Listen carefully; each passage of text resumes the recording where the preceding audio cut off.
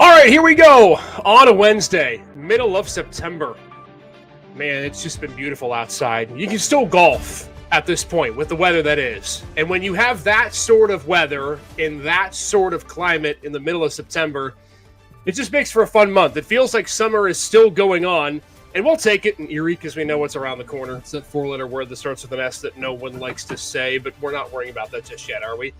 Welcome in, everybody. This is the Gem City Sports Podcast. As always, it is brought to you by our friends over at Rebich Investments, keeping financial guidance simple. If you want more information, you can simply head to the website, www.rebichinvestments.com, or you can simply call their phone number during normal business hours at 814-734-3433. Again, that is 814-734-3433 if you want to learn more about Rebich Investments. So much going on in tonight's show. We've got Rob Match joining us in a few minutes. We're talking everything high school football. In fact, we got a preview of 5 games that are going on this weekend, including one that we're going to talk about in just a second. Nick Gartman with his new show, Rust Belt Rundown. If you missed that show on Monday night, you should probably check it out.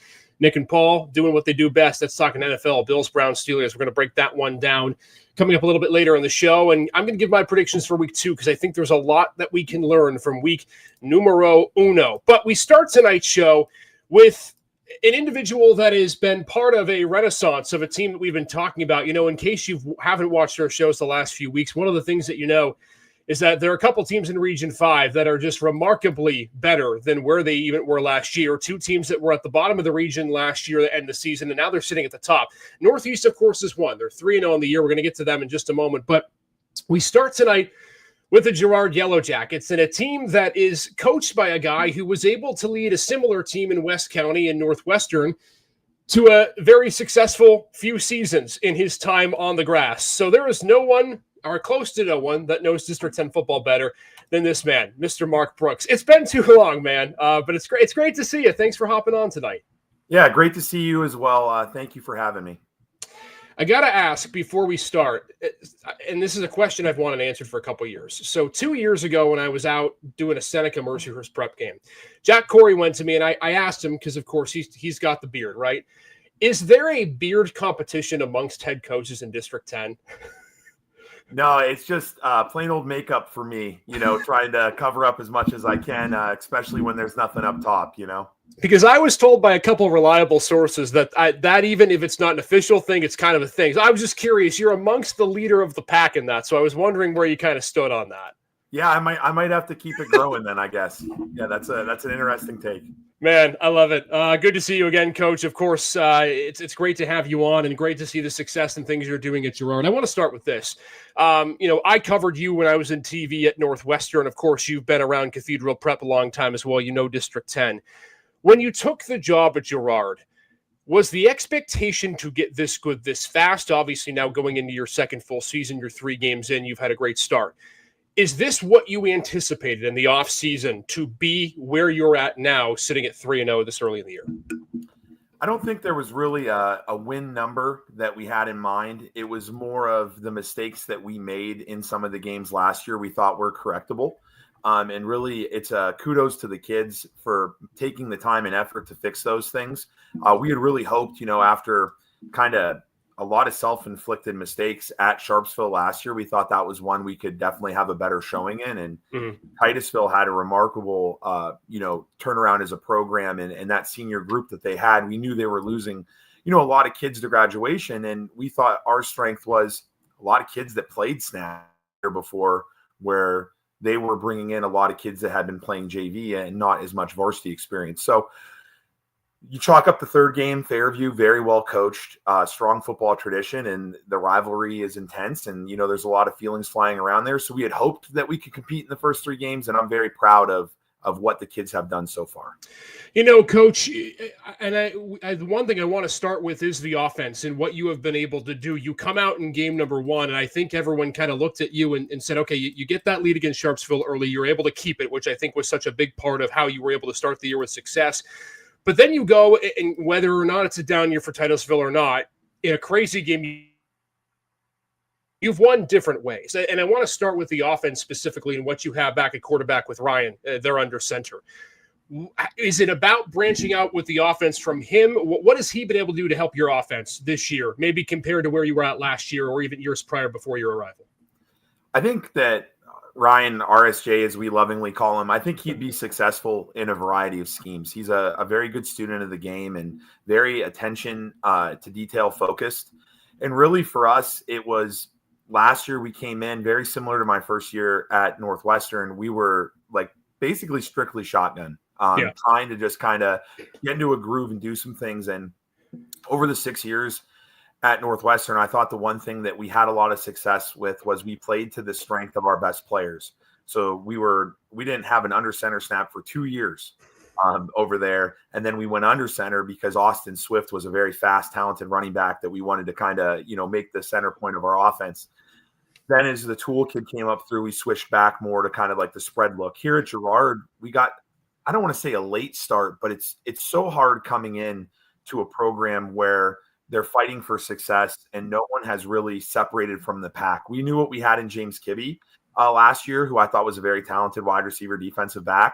And we tried to showcase him as much as we could, but really there was a lot of question marks other places. So I would say Ryan doing a fantastic job, St. Julian, definitely, commend him for how he's directing the offense, but really just kind of playing to our guys' strengths a little bit more. I think Aiden Arnold and Mason Kalicki are two guys that we've been able to utilize in a better way than we did last year. When you talk about utilization, and maybe this speaks to your experience as a head coach, it's very difficult to change strategies from season to season, right? Coaches are known for what they do, whether it's the NFL, whether it's college, whether it's high school, right? You have guys in District 10, you know them well, that are still traditional I formation. You can talk about that with Dan York at Oil City. You can talk about how there's traditional spread guys. We've seen Jeff Root do that at Mercyhurst Prep, of course, Marshall McCormick at GM.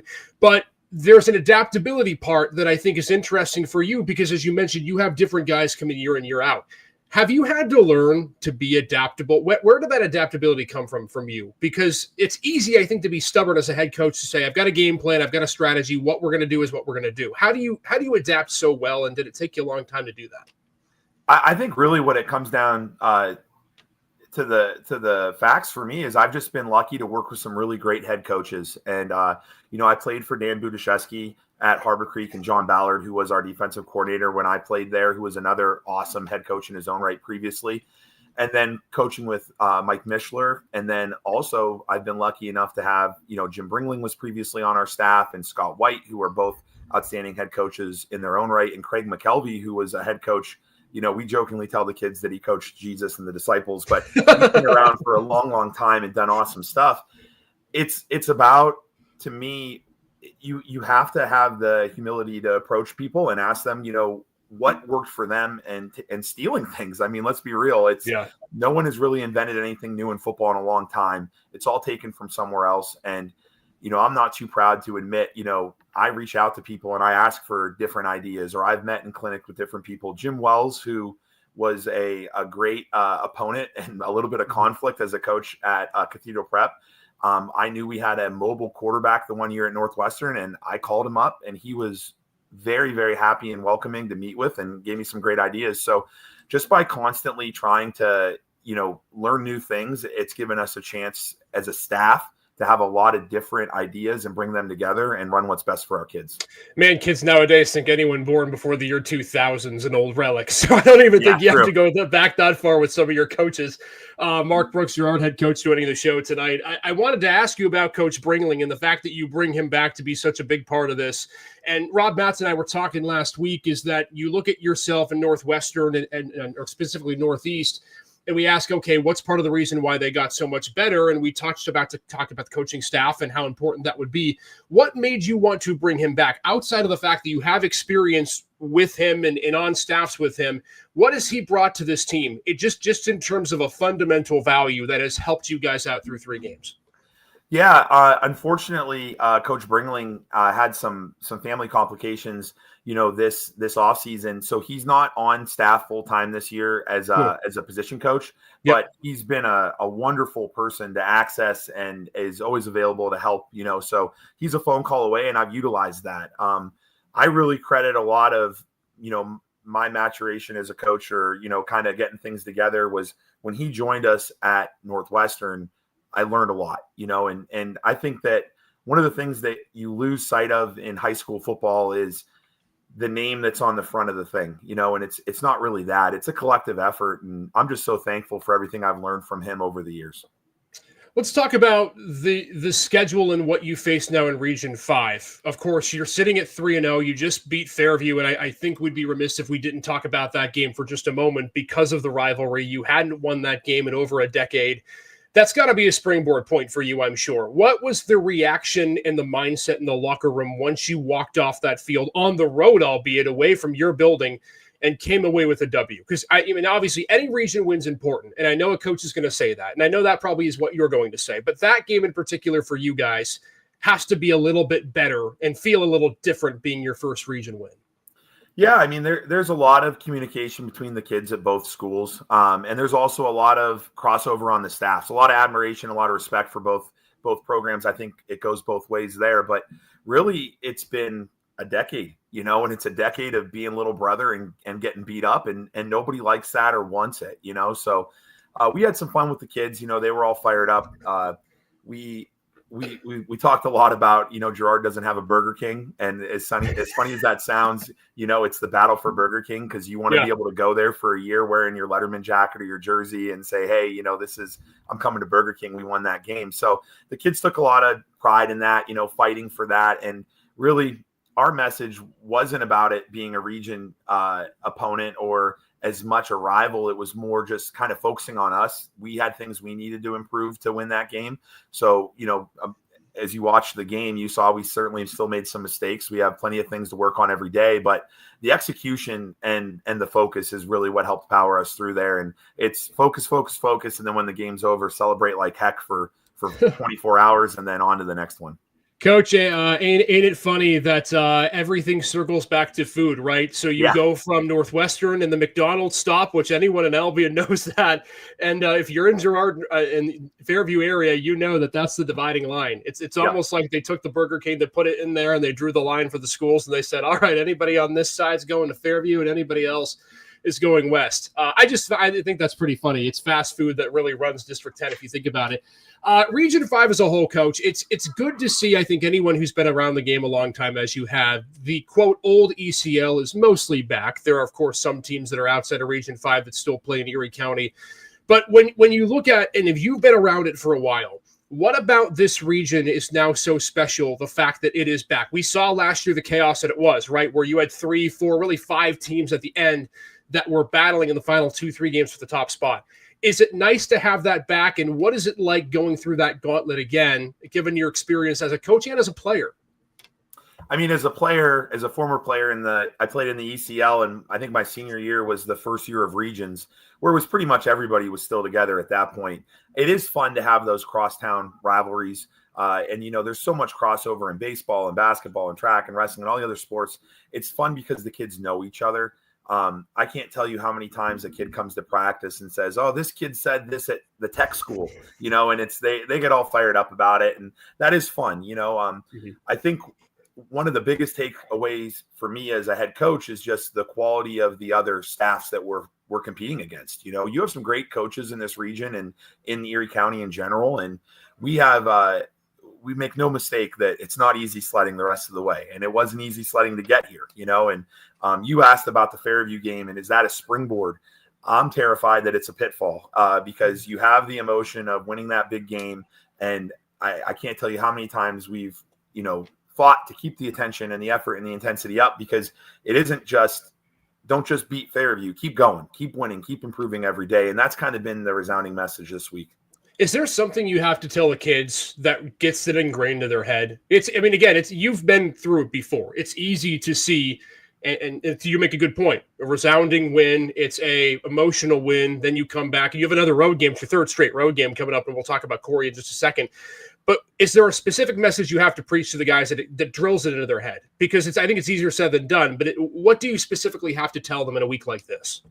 I think it really just comes back to focusing on us, focusing on trying to improve. That was one of the big things that at Cathedral Prep, when you played McDowell the week before McDowell, the week of McDowell, and the week after McDowell, it's still a hoopla. It's still a thing, And I remember being a young coach at Harbor Creek, and it was like, oh, here comes Northeast week, and it was like trying to keep steady Eddie, never get too high, never get too low, and just keep focusing on improving. I mean, I think the biggest mistake you can ever make as a program is thinking that you kind of have things locked up. It's really about every practice, every rep to keep getting better. So let's talk a little bit about your game coming up on Friday and a Corey team that I'll be the first to admit I thought they had lost too much to be as good as they were last year, and it doesn't necessarily seem like that's the case. They played Fort LeBoeuf tough last week, could have come back and won that game. They had 40-plus points in each of their first two wins in Titusville and in Warren, and you got to go to their place. We know Jeff Goodwill does a great job, and he's been around quite some time now. He's, again, doing such a great job by bringing up that program. What about Corey this year compared to last year where they got you guys pretty good in your building? What about their team, even minus some of their big seniors from last year, worries you going into Friday? I think the first thing is they're still fast, very, very fast, especially at receiver, So that's one of the things that it's hard to replicate at practice sometimes, that speed, because when you have your first and second group of guys rotating in on offense or defense, whatever's left to play on your scout team, we have kids that are doing their best to give that look. But sometimes that game speed's a little bit different. So trying to replicate that and get a good look at it.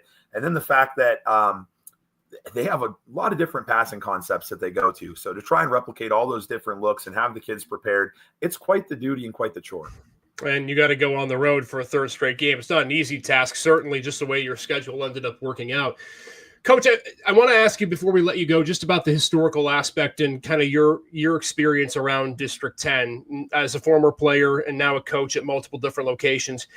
How have you seen this game evolve? We always talk about on the podcast, I feel like, that the game is changing, especially in District 10, because it took a while for it to come around, right? You didn't see the spread for very often. Now a lot of teams run it. You didn't see young coaches all the time come in and have success, and now we see it more rampant. How have you seen the game change, and how have you just adapted yourself as a coach to the way things have changed from your time as a player and even when you started as a coach to 2025? I think schematically, there's certainly been some changes. I remember my first couple of years at Northwestern, we were one of the first teams to really be all spread and throwing it quite frequently. And I had a lot of texts from my friends teasing me after the Sharpsville game because we attempted one pass and completed one pass. And they thought they'd never live to see the day where we didn't chuck the ball 15 or 20 times in a game. So that was a lot of fun to, kind of go through that week and talk about that with my buddies. But really, I think that a lot of the opposing teams have improved their pass coverage because the offenses have become more multiple and they're getting a better look. And like I said, that's hard to do sometimes. I remember an opposing coach saying to me the one time at Northwestern, like, hey, it's a pain in the butt to prepare for you guys. You throw 30 different route combos, and it's like, that is something that can be a tool in your toolbox, Really for us, it's been more about highlighting the guys and making the scheme fit them or fit them into a scheme that works than necessarily doing a whole bunch of different things. But I think the challenge of what it comes down to is, there's a lot of great guys coaching right now in the area. Locally, I'm very impressed by what I see from a lot of the programs on film when we're scouting, even if it's someone we're not playing.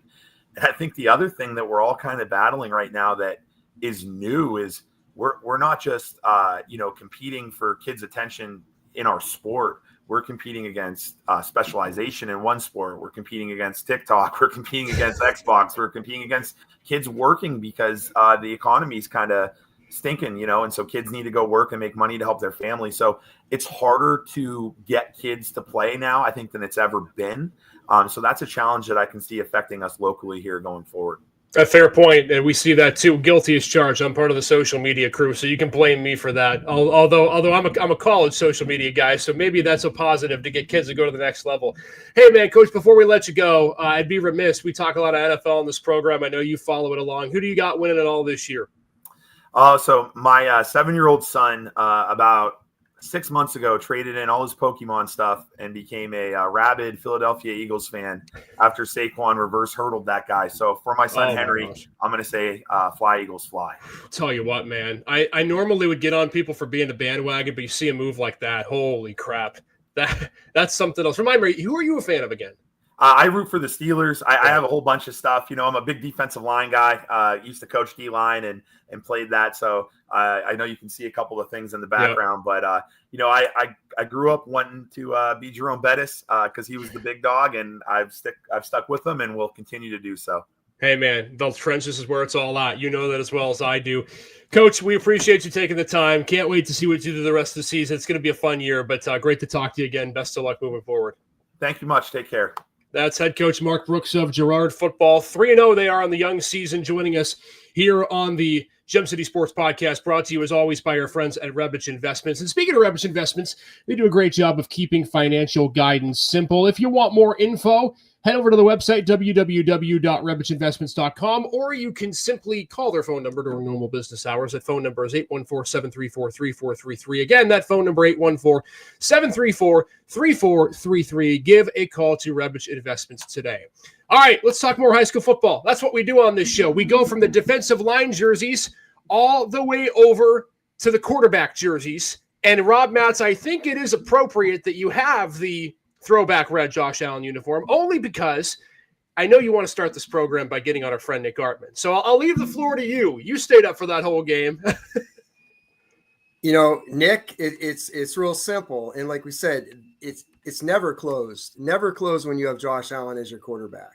The window's wide open, always. I mean, you can't tell me that you actually thought that they were coming back, though, right? I sat there and watched the whole game. I didn't think it looked good, but when Ed Oliver punched that out, hey, and you're down by 15 points. There's always a chance. We've seen crazier things, that happen. Yeah, coming from Coach Brooks and I, a Steeler fan, we haven't felt that way in quite a long time with a quarterback that can leave you feeling like you always got a chance. So we'll talk NFL when our teams actually get good, not just your team there on the right-hand corner. Hey, let's talk some high school football, shall we, Rob? Can't wait. It's going to be a fun week. Week number 4, we obviously had week 1 of region play last week, and it told us some, not a lot, but we were just talking to Coach Brooks in Region 5, and that's where I really want to start when we look at all of the games that we have here tonight. Here are the games that we're going to preview. We'll get to Region 5 in just a moment.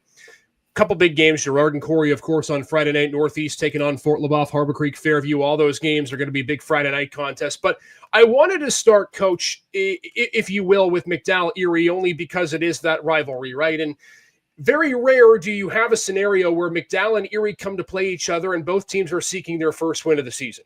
So when we look at this game here, what's the first thing that you think about in terms of what this game is going to be, given just how important it is confidence-wise, I think, for both these squads? It's huge, and there's so many questions, to answer right now. Is Paul Johnson going to be back? One. Mm-hmm. Is Smith and Tajay Thomas going to be back in the backfield together this week? Those are huge things right there. Last week they got shut out. Austintown Fitch limited them to 96 yards of offense, and they really couldn't get anything going at all. But the thing about Erie is that defense, it's punishing and physical, and they come to play each week. So if they can get some offense, they're in good shape. And like we talked about, when they're healthy and everybody's there, they're as talented as anybody in District 10. I think you make a good point about Paul Johnson. Again, who knows his status for Friday? Hopefully we learn more in the coming 24 hours or so. But I think in addition to his talent offensively and athletically, Rob, I think what we see pretty often now when he's not playing is the lack of ball distribution that he has. I think Paul's gotten so much smarter with where he's putting the football. And when he's not in there, we saw in the Fitch game, the timing just didn't seem like it was right. And I think there's a difference in timing from when Paul's in to when Paul's out. And that's going to be the big question against McDowell because, when I look at the Trojans, I look at a team that defensively actually hasn't played that badly given the teams that they have played, right? Menor, they kept pretty close for the first half of play. Chardon, they didn't lose by the way that their defense played. So that to me is the first big question mark. And if you're Erie, if Paul can play, even if Paul can't play, to me, it's how much can you run the football? That's where, to me, I look at that number one, because if there's a year to bully McDowell, it's probably this year, to your point, Rob, with the size that they have up front. Yeah, and McDowell, I mean, their lines are very good, and Jordan Brown is one heck of a defensive player for the Trojans, but McDowell, you got to look at it. I mean, they played Highland, undefeated, Menor undefeated. Those are two great programs. Right. And that Chardon game, I thought they were going to win that. I think a lot of people picked McDowell to win that. and they're up 9-3. And if it's not for like that crazy play, they have an interception. They're going down the sidelines, and the Chardon kid just didn't give up on the play. He came over, stripped the ball away, and then rumbled in for 40 yards for a touchdown. So there's a huge swing right there. They go up 10-9, and then later on they added a safety. But McDowell, they're still trying to find their identity, as well. Speaking of that identity, I think let's flip the football a little bit here, Rob, and talk about McDowell's offense. Flemings has come in. I think he's been serviceable in points, but the offense is still trying to find their way. I think Coach Orlando is the guy that can help them get there. What's got to be the game plan going into Friday against Erie? Because it's crazy to think about. It's not going to be the speed that you've seen defensively, but it might be one of the more bigger defensive fronts that you've seen.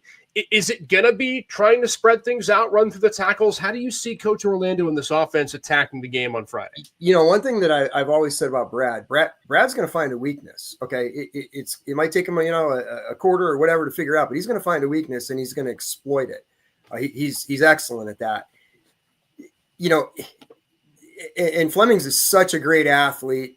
And if they can just get some easy completions, spread the ball out there, and they're going to have to be able to run the ball. There's no doubt about it. I mean, it's going to be very hard to throw the ball down the field. So McDowell's offense, big question mark. I think the story of this game is going to be it's probably low scoring, right? It's going to be a lot different than maybe previous Erie McDowell games, which last year there weren't a million points in the games that they played each other, and specifically for the District 10 championship too. That was late October.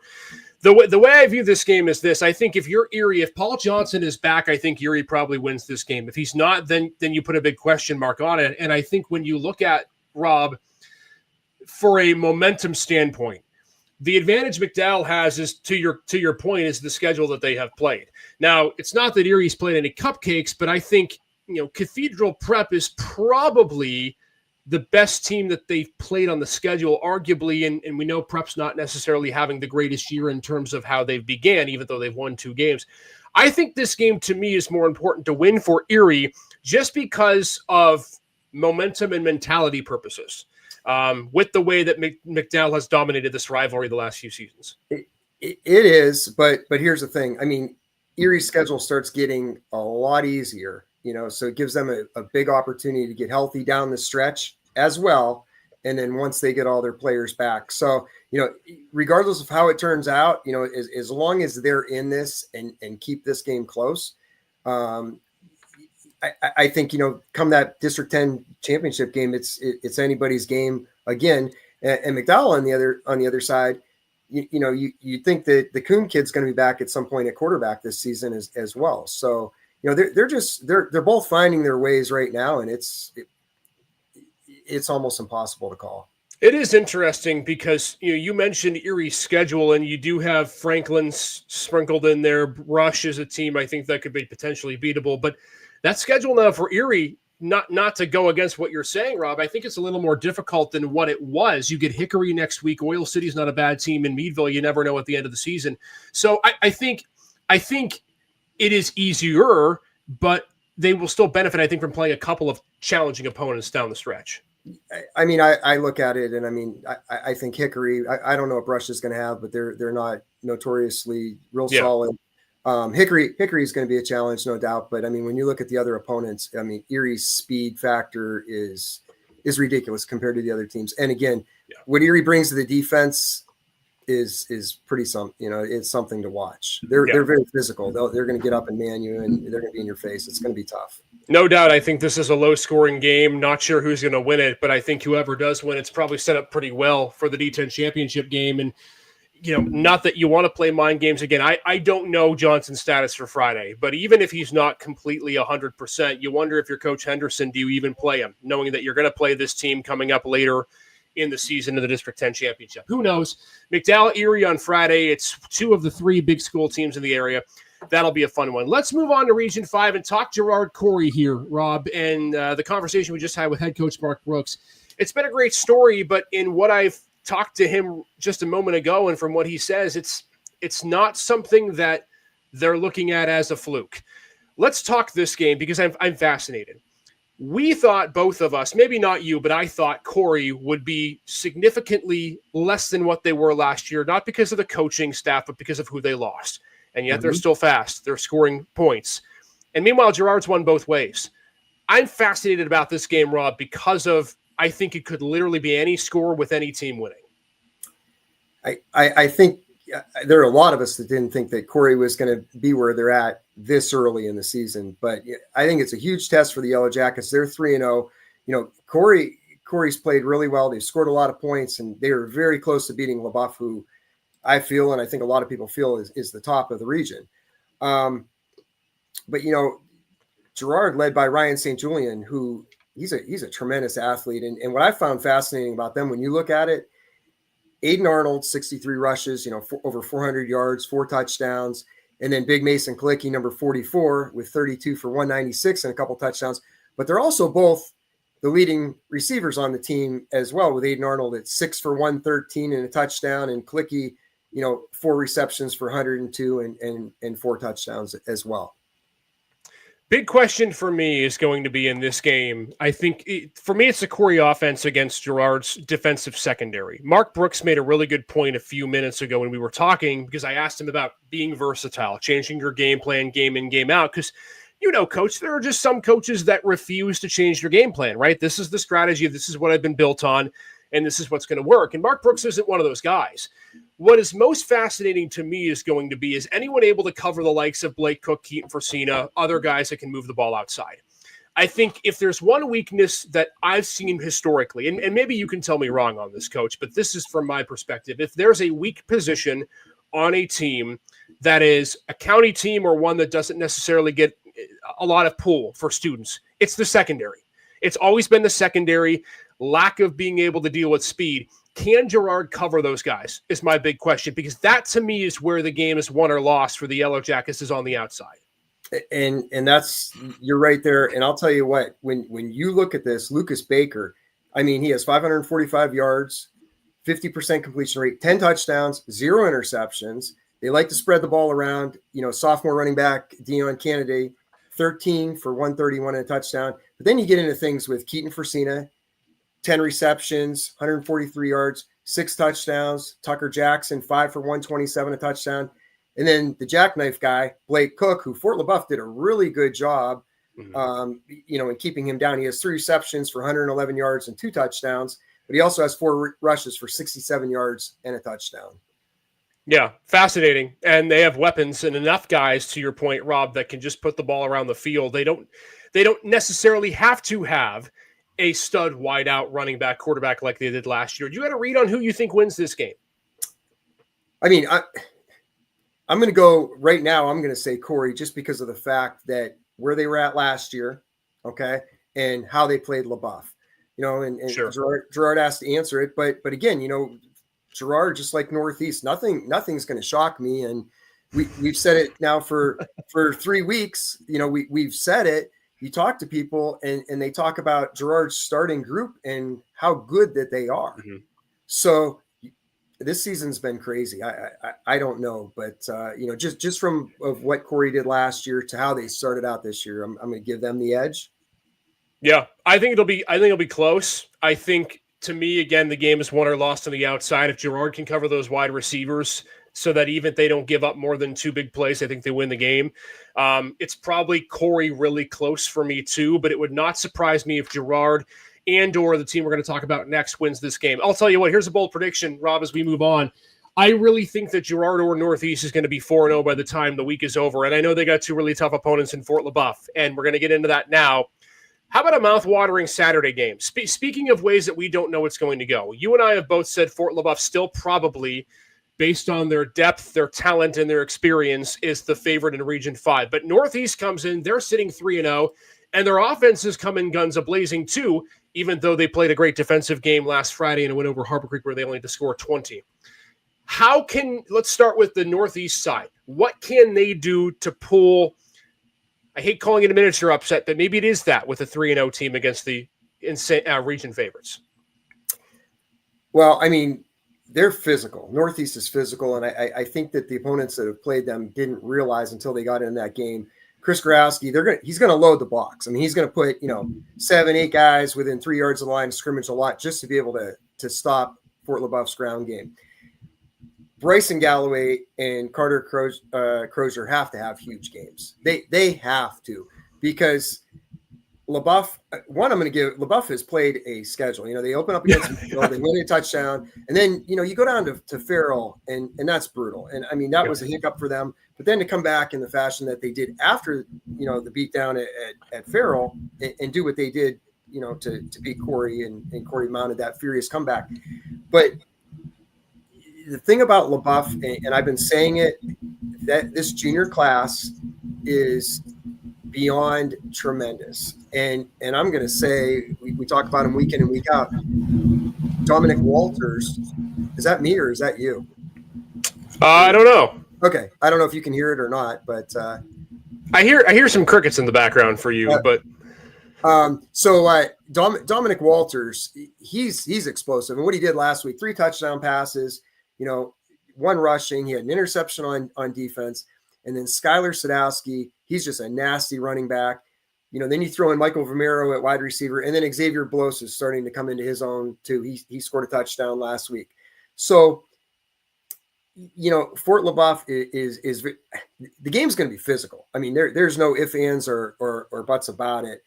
And the Owens kid is really good at tight end as well out there in Northeast. So I don't really know how to call it, but I'm going to go with what I've said.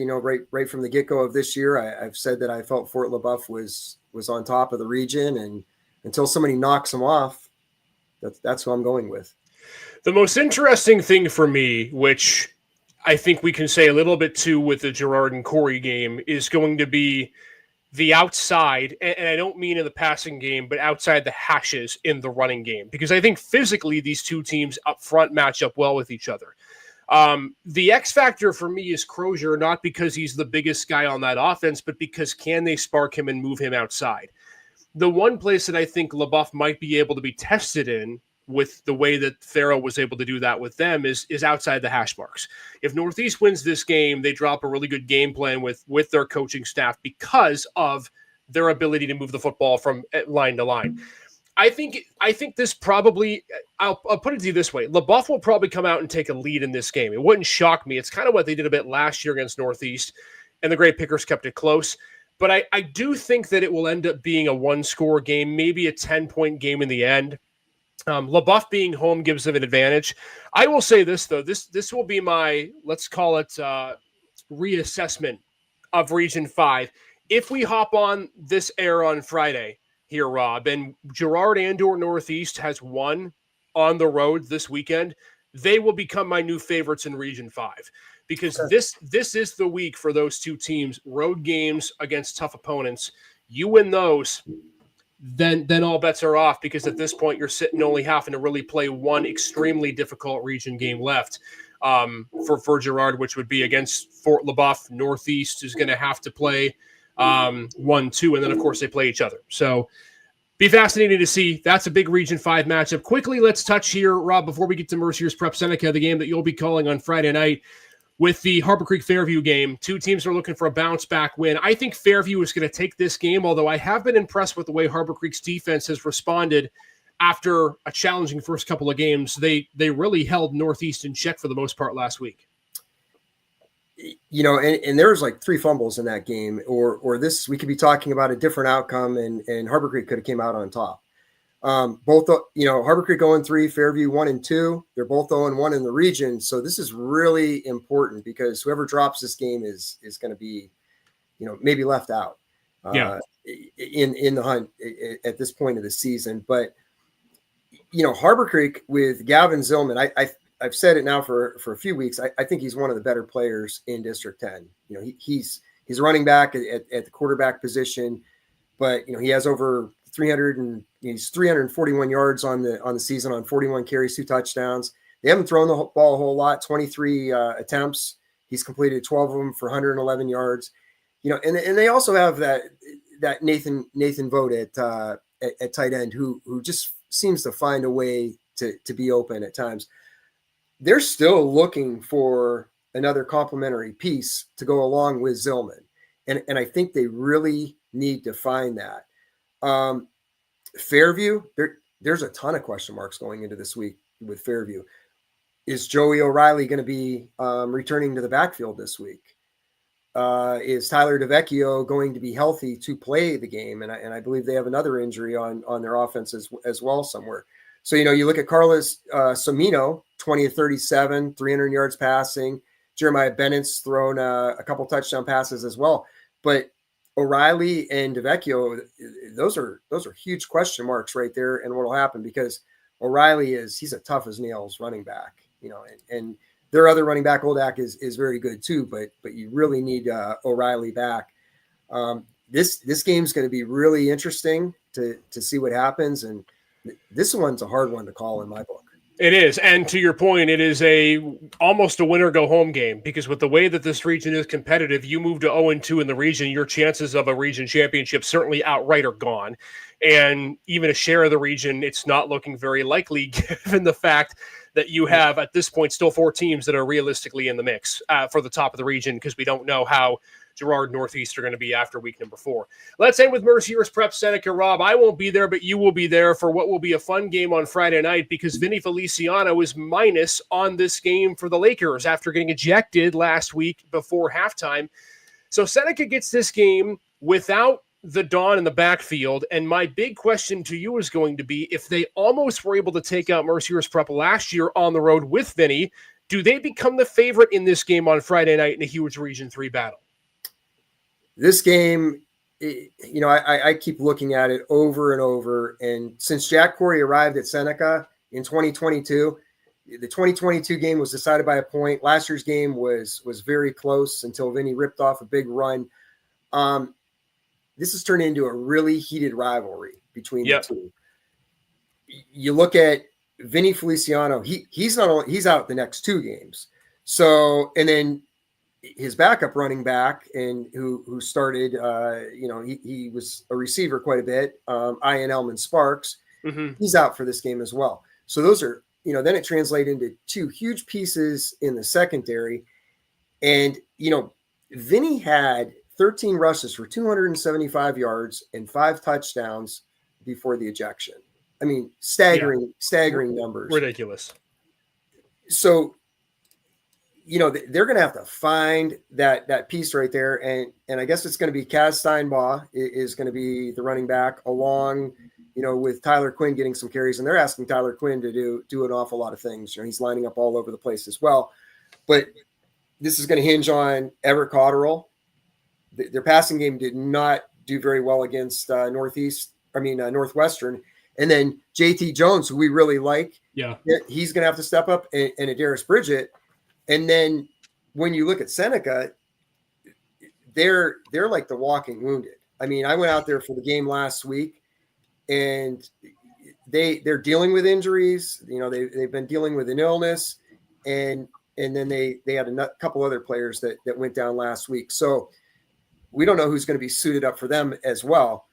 But when they're on, Rylan Harwood is a tremendous quarterback. I mean, he runs their read scheme, better than so many kids, with carrying out the fake or the give to the running back.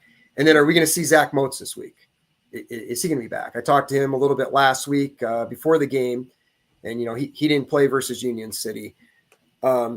Eden Lucas has done a nice job replacing him, and then you have Dominic Buscemi, who's stepped up, 4 receptions, 82 yards, and a touchdown. This game, though, is so tough to call, because I don't know who's all going to be playing for Seneca. Right. And we know who's out for Mercyhurst, and you're taking away what was 90% of Mercyhurst's offense last year in Vinny Feliciano. I'll tell you what, the one advantage that you could get if you're Jeff Root in this game, and I don't know who's going to win, so I'll leave it at this. Maybe this is a blessing in disguise with Vinny now not being eligible to play for a bit, because you need to get JT Jones and Adarius Bridget both involved as much as they were in week 1 against Sharon. If you can get that passing game to the outside, Everett Cotterill doesn't have to hold the football. I think that's been a misconception, as we've been both worried about his deep passing game. Just throw some screens, throw some flares, give some pop passes in the backfield. Let those 2 guys on the outside run. If they do that, they become that much more dangerous on offense when Vinny inevitably does come back. So it's a huge game in region implications. But to your point, if they met again in the postseason, the teams and hopefully would be remarkably different given the starters that may or may not be playing. So can't wait for that one on Friday. And it's going to be a fun week number 4 of high school football. Coach, are you good for Friday night with high school football rapid reaction? I am, but you forgot the granddaddy of them all. Hickory and Sharon? I know. Yes. All right, touch on it for a minute. Are we going there? Who knows how to call this? This is going to be a slobber knocker of a game, and I wish I could see it. And we know Sharon Englemore at quarterback is good. 48%, 211 yards. But since we saw Sharon play, the Lampkin kid's been playing a lot more at quarterback, and he's at a 62% clip right now, 258 yards. He has 5 touchdowns, 0 interceptions. And we saw how fast Terrion White is. He's at 403 yards. He's averaging 11 yards a carry. Your guy, Bishop Root's back, 10 for 97, 4 touchdowns. Norris, 8 for 191, 2 touchdowns. And then Stone Root. Then you look at Hickory, who Sharon beat him in the regular season. Hickory knocks him out in the playoffs. Hickory has beaten Farrell. They beat USO/Obama Academy, which is a really good program. And then last week they had their way with Cash. But the Dungy kid at quarterback, he's clipping this at 71% completion rate, 7 touchdowns, 0 interceptions. Morrison's at 49 for 405, 8.3, 3 touchdowns. Jaden Phillips, 12 for 214, 2 touchdowns. So there's speed everywhere, and it's going to be a physical, nasty game. Yeah, it's going to be fun. I partially didn't leave it on the list. I knew it was happening this week because I figured we'd talk a lot about it at the end of October when they probably inevitably meet again for the District 10 championship. But the talent there is ridiculous. And I think Gafir Lampkins being the quarterback is a good thing because it gives them a bit more versatility at the quarterback position. And that's the last thing anyone needs when they face Sharon is more versatility in the backfield because they have about 9 guys that could be able to run the football. And the fact that Bishop Root doesn't necessarily have to be their number 1 guy anymore, even though he's capable of being, that's huge. So all your Mercer County football fans, you've got a treat on Friday night. That's going to be an unbelievable football game and probably, much to my chagrin, probably the first of 2 times you'll see each other because I'd love to see an Erie County team get there, but it looks inevitable again this season. So going to be a fun one, man. We'll talk that. So many more games, Rob, but great stuff as always. Thanks again, man, for being a part of this. It's great to have you on the show. And I might be in my car on my phone Friday night. I don't know where I'm going to be just because of the fact that I'm going to be out at Seneca. So, yeah. All right. Hey, whatever works, man. If you even call in, that's perfectly fine. We'd love to hear about it, and hopefully you at least get to call some familiar faces' names on Friday down there in Seneca. Hopefully. All right, you have a good one. You too. Head coach Rob Matz, former great coach at Erie High School, and now our high school football insider joining us on the show. Our show brought to you as always by Rebich Investments, keeping financial guidance simple. If you want more info, head to the website, www.rebichinvestments.com, or their phone number is 814-734-3433. Well, normally this gentleman joins me at the top of our show, but he's got his own program now. In case you missed it, we have the Rust Belt Rundown, now live on the Gem City Sports Podcast Network. Every Monday at 7:30, we talk NFL. Mr. Nick Artman launching it with his boy Paul Adamczyk. Good to see you, brother. What's going on, man? Welcome. That was a hype up. You made me feel better. Made me feel more important than I actually am. Hey, so, no, man. You are. There's a reason you're on Monday for a reason. You are the leadoff, and as we know in Major League Baseball now, the leadoff is the best hitter nowadays. Listen, I'll take the compliment. I was always more of a power cleanup hitter, but I can pull some wheels out for a leadoff when you need it. I was gonna say, man, Shohei Ohtani's about at the top of the lineup for a reason, my friend. Hey, let's talk Rust Belt Rundown for a minute. Obviously, many of you know, but you and Paul Adamczyk had the Flagship City Sports Talk show that was simulcast on our network. But a little bit of a flair on what you've got going on Monday nights. Take us through what you had on Monday and just what people can expect on Monday nights for Rust Belt Rundown. Yeah, well, let me walk it back and even just say a big thank you to Joel Natale and Rich Smith and the team over at Talk Erie. Flagship City Sports Talk had a great 2-year run, and it was something that Paul and I had a lot of good fun on and got a lot of good memories. Unfortunately, our schedules changed in our full-time jobs and Paul and I's full-time jobs. We weren't able to keep the Monday morning radio show going anymore.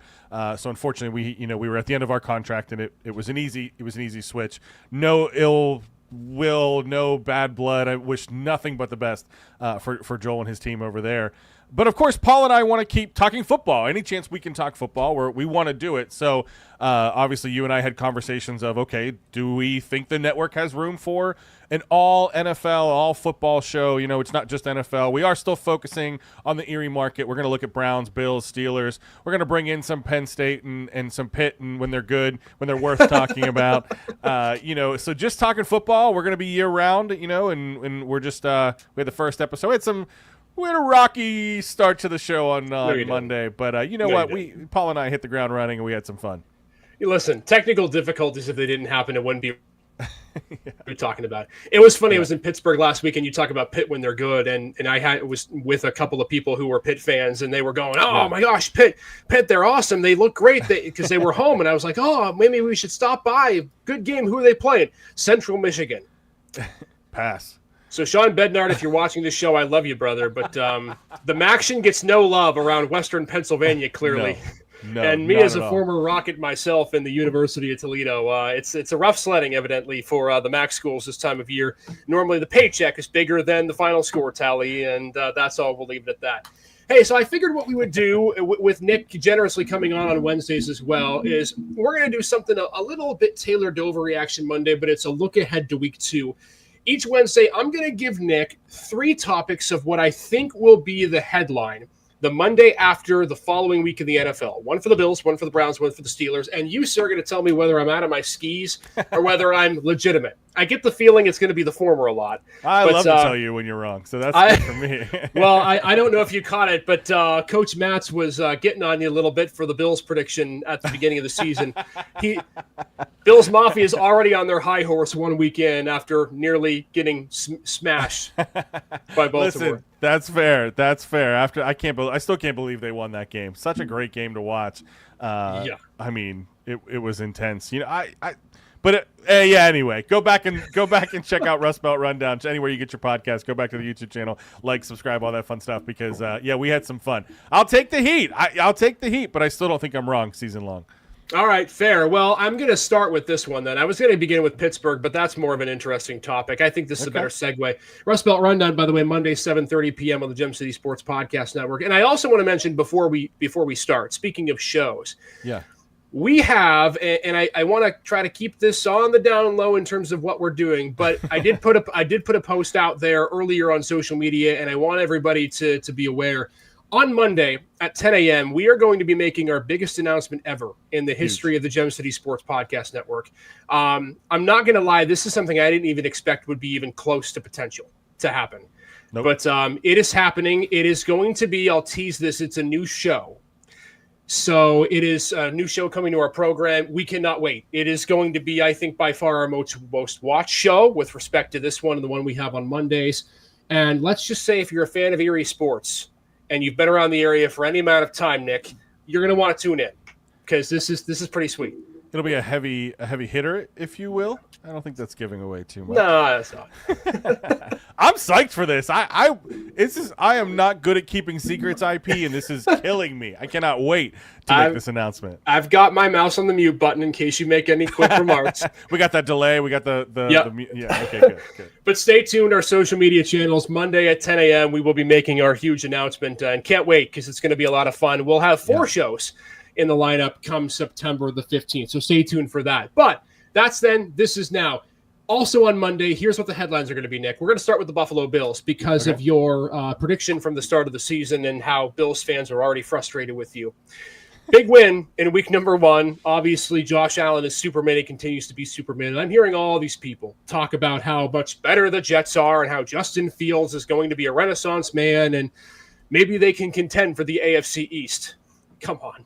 Let's not buy that. The headline after Bills Jets on Monday is going to be, hoist it now, Nick. Bills are the Super Bowl favorites after they blow out the Jets on the road. Oh, man. This is a tough. I'm not just being facetious for the sake of the show. I think this is going to be a tough game at New York. I am buying into what Aaron Glenn is selling in New York. I thought that Fields played maybe his best game ever as a quarterback against the Steelers, and not just as a runner. He made some incredible throws in tight windows and found open receivers. Breece Hall, I thought, looked amazing.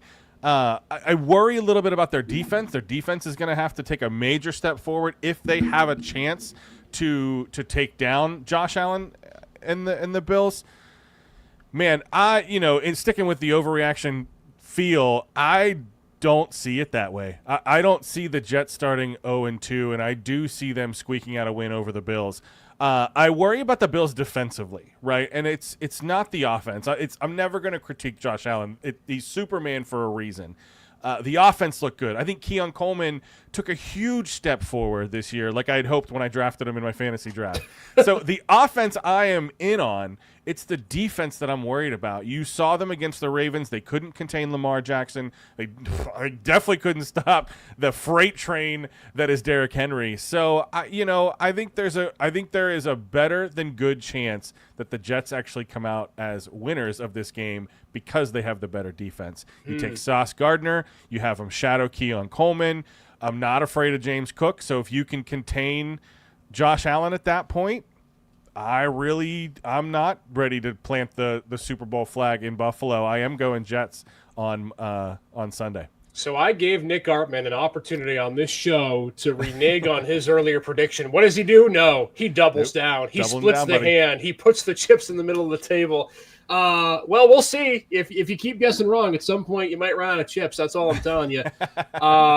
There's a reason I'm not a betting man. The Jets winning on Sunday. That's a pick. All right, Bills Mafia, you can let them have it. We'll see. I agree with you with Buffalo's defense. The only thing I will say is I'm not sure there's a defense in football that can stop Baltimore.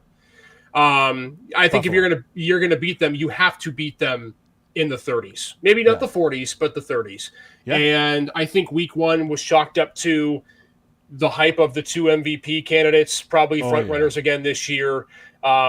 Normally the defense is ahead of the offense, but you have those 2 quarterbacks. And again, I think the way the game turned itself out, it warranted the offense just for Buffalo having to step up big. So I'm not as worried about the defense maybe as you are. I will be, though, if they struggle against Fields and the Jets. So there you go. Nick thinks I have an overreaction for Monday for the Bills. No shock there. Speaking of defense against the Jets, I'm conflicted, Nick. I'm happy to see Pittsburgh come out with a win in week number 1, but my primary concern is the fact that the defense didn't look great, but I'm not going to go that route. Pittsburgh's got Seattle coming in week number 2. Here's where I'm conflicted. I think Pittsburgh's going to win the game. I don't think I'm going to like how they're going to win the game. So here's what I put. The headline on Monday for the Steelers and Seahawks will be Rodgers regress. Steelers move to 2-0, but A-Rod struggles in the home opener. I actually think this is a great headline. Rodgers is not who he used to be. He's got it all right here. That's still there. Lightning fast, quick. And I don't even know that it's necessarily his fault. I think it's the offensive line's fault. Seattle's defense is no slouch when you think of what they can do.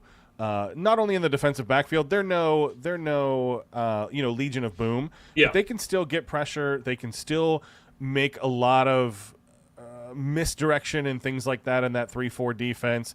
So I think that they're going to make things tough for Rodgers. And it's not even so much that the defense is going to play well, as in I just don't buy in and believe that the Steelers' offensive line is that good. So I agree with you there. However, I also agree that they'll pull out the win. I think you're going to see a lot more Jaylen Warren in this game. I'm speaking of fantasy. I'm trying to pick him up everywhere I can before he has that big breakout game, and I think it happens here against Seattle. I think it'll be close. I could see it being, a game-winning touchdown by DK Metcalf. I think he would love to cap off the end of this game. But I agree. It's not going to be won on the back of Aaron Rodgers. Yeah, I think this game is in the teens, to be honest with you. Sam Darnold, to me, struggles in this game with the way the defense will get much better. I think Seattle's defense, to your point, they're very stout up front. Their linebacking core is also very talented. And I just think as a whole, it's hard to expect a guy in his 40s to replicate a week 1 4-touchdown performance. There was a little bit of mojo there and some juice, clearly from playing his former team, no doubt. Oh, yeah, revenge game narrative, for sure. Yeah, so I think it's good to see the offense help the defense a little bit here. I think we're going to go back to kind of regressing to the mean a bit, and then we'll see what happens in week 3. But, hey, 2-0 is 2-0 if you're Pittsburgh, and you got to win early because, as we talked about in the schedule, it doesn't get much easier when you get to the back end of things at all. Yes, sir. Which is huge. All right, here we go. Last one before we wrap up our show tonight, Nick. This is the Cleveland Browns saga, a team that held a team to 7 yards in the second half, still lost the football game. That tells you all you need to know about Cleveland. The defense was great. We expected that. But Cincinnati's defense was tire fire last year, Nick. I think you and I could have lined up at quarterback and wide receiver and scored 30 points. Fair. And I watched Joe Flacco fail to put the ball in the end zone time in, time out again. And it's just so frustrating for Browns fans. And we talk about what they have on their roster behind Joe. And I know both you and I are both in the belief that Dylan Gabriel's the next in line because he's on the depth chart. But I think the headline on Monday is going to be pretty simple. Don't sit him anymore. The Browns should start Shedeur Sanders after scoring less than 20 for a second straight game. Oh, man, I love the headline. I don't agree with it because you're right. I do think it should be Dylan Gabriel. It shouldn't be Flacco. I said this on Monday. I said I don't understand the choice to start Flacco this year. It makes no sense. You drafted all these rookies. Maybe they think that they are a win now team. I don't know what it is, but sooner or later Dylan Gabriel's coming in. I understand that the 2 interceptions by Flacco weren't really his fault, a couple bad tips and things like that. But still, I mean, you can't tell me that you would rather roll out Flacco with this defense than try and let Dylan Gabriel or Shedeur Sanders come in. So I don't think Shedeur is ready. I'm not on that bandwagon. I do think Dylan Gabriel could be feisty. I think he could be interesting, especially with this run game. I love what Dylan Sampson was able to put on display. I know he only had 2.4 yards a rush, but being able to give him 8 receptions for 64, that's awesome. Run that 2 tight end set with Harold Fannin Jr. and Njoku all game. Let Dylan Gabriel sit back there and rush that ball 40 times a game. I think you have a shot. But I agree. Your headline kind of makes me think you're counting on them. Not counting on them. You're expecting them to lose. I do agree with you there. This game will be really interesting because was the fact that they held the Bengals to 7 yards in the second half, was that because the Greg Williams defense is back, or is that because Cincinnati notoriously starts slow? What I can tell you is that the Ravens defense did not start slow on Sunday night. So you're gonna see whether this Browns defense is legit come Sunday. I believe the game's on Sunday. I'm not sure that the Greg Williams defense really ever left. I think it's been there for quite some time. And again, you draft who you draft in the first round for a reason. And I think, I think that they're going to be good. My big question is going to be with the offense is it's just, it's more so of a thing for me as they just don't have an identity. And you have to find an identity in Kevin Stefanski offense. I've said for so long that you don't have to be an air raid, throw the ball 45 yards down the field team if you're the Browns, but because Kevin Stefanski's offense isn't built that way, but you got to at least put up something. And so that's just my personal opinion. So we'll see. Big games coming up this weekend in week 2, and you can get all the reaction on Monday with Nick and Paul to talk about how wrong I am and how crazy I will be. Mondays at 7:30 on the Rust Belt Rundown, man. This will be a lot of fun. I am really looking forward to you keep those lower thirds of the chat and you bring them back up and you tell me how wrong I am on Monday. You get all the kudos in the world to do that. Listen, we make fun of you all the time, even when you're not around. So Paul still doesn't like your quarterback takes. Well, you know what? Grab a ticket. You can be next in line for all the people who don't like what I say and don't like my takes. No, man, listen, it's going to be a great game. It's going to be a great weekend of football. We talked on the biggest theme on Monday was, okay, everybody says week 1 is a liar. We tried to find some truth. I think we found some truth. I'll be curious to see if they stay true in week 2, and that's definitely what we'll be getting into between these headlines, looking at what's really going on in the league. Is this defense legit? Are the Bills in trouble? And were the Steelers, I worry about the Steelers defense. We didn't even talk about that. So much to get to. Yeah, save it for Monday. Check us out. Come jump in the comments and tell me why I'm wrong. A lot of things happening this weekend into next week. High school football rapid reaction Friday. The biggest announcement we've ever had is on Monday at 10 a.m. Then it's Rust Belt Rundown Monday at 7:30 p.m. And we're back with the pod on Wednesday night. Great stuff tonight. We will see you all on Friday night for rapid reaction and then a busy day Monday. Stay tuned. Social media, wherever you get your podcast, we're there. Take care, everybody. Enjoy your Wednesday.